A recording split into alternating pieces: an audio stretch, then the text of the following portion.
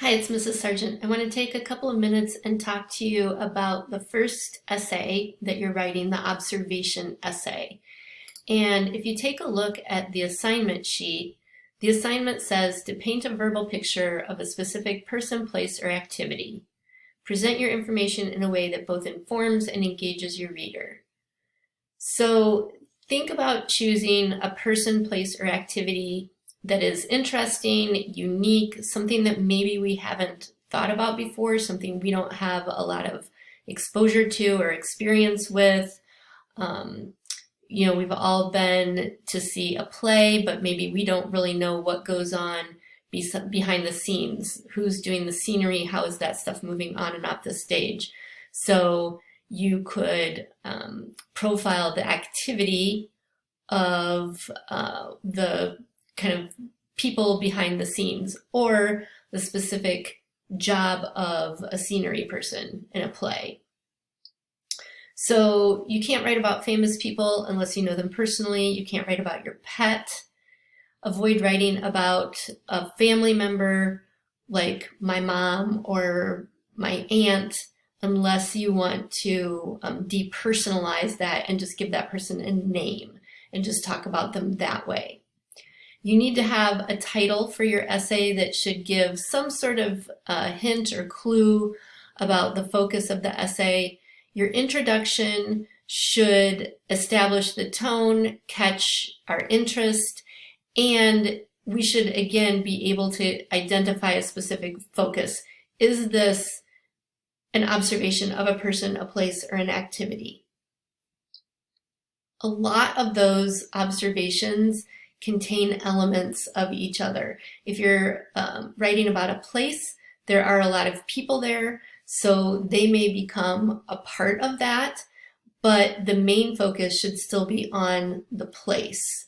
If you're writing about an activity, it may take place in a certain place or space, but again, we should be able to tell that the main focus is on the activity.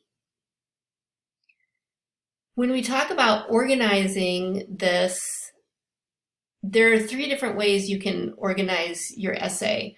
One is topically. So if you're writing or observing a person,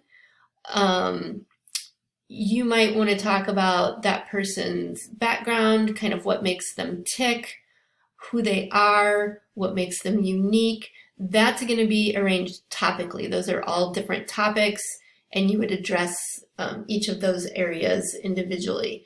If you are observing a place and writing about a certain place, you're probably going to organize that spatially, where you might kind of give us a tour and show us, to the right you see this, to the left you see this, straight ahead you see this. If you are doing an activity, or a job could be an activity, that might be a little bit more chronological. Walk us through a typical day. There may also be elements of topical organization within that. What kinds of qualifications do you need for that job? What are some of the challenges, rewards, frustrations in that job? But overall, it may be a little bit more chronological, where here's a typical day. Your conclusions should provide an indication of the significance or some sense of reflection. So there needs to be a purpose for why you're sharing this information with us. What's your reason for writing this? What do you want us to know? That should come across in the essay. Doesn't mean you necessarily need to say in the conclusion, the purpose or the point of this is to show you blah, blah, blah. But we should be able to kind of get that from everything that we read, and then your conclusion is going to kind of wrap things up for us. So the other thing that I want to point out is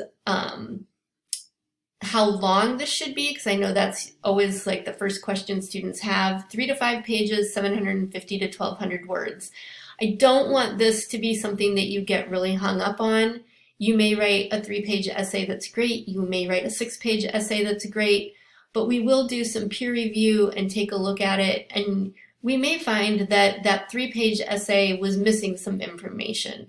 There's a little bit more explanation or information that we want. There's a little bit more elaboration and description that we want in certain places. So you might wind up with 4 pages. That 6-page essay we might look at and realize, wow, you've actually got a couple things going on here. You're not only doing a place, but you're kind of doing an activity too. Maybe let's just limit this to one of those things. And that 6-page essay may become a 4 or 5-page essay. So write what you know, write what it takes, and then we can look at it and see, if it needs a little bit of tweaking or if it's great the way it is. But please don't get hung up on, if I'm looking for 1,200 words, you have to meet 1,200 words. The other really important thing about the observation essay to remember is that description is something that you really want to focus on.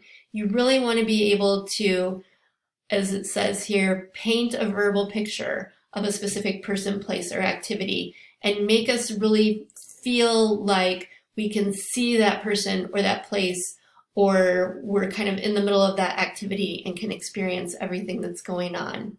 If you have any questions, you know where to find me, and please don't be afraid to take advantage of those options and ask me questions. And if you've made it to the end of the video, please send me an email and I will give you extra credit.